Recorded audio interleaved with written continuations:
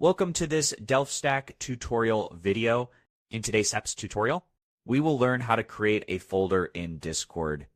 Server folders help organize multiple servers in Discord, especially if you are part of many communities. This feature is built directly into Discord and does not require any extra tools. To create a folder, click and hold any server you want to add, drag it on top of another server,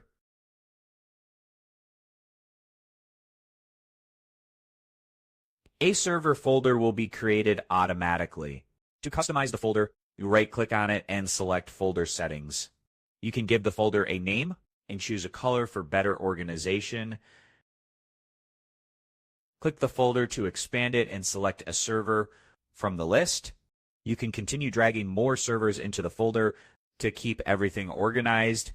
We learned how to create server folders, rename and organize multiple Discord servers efficiently.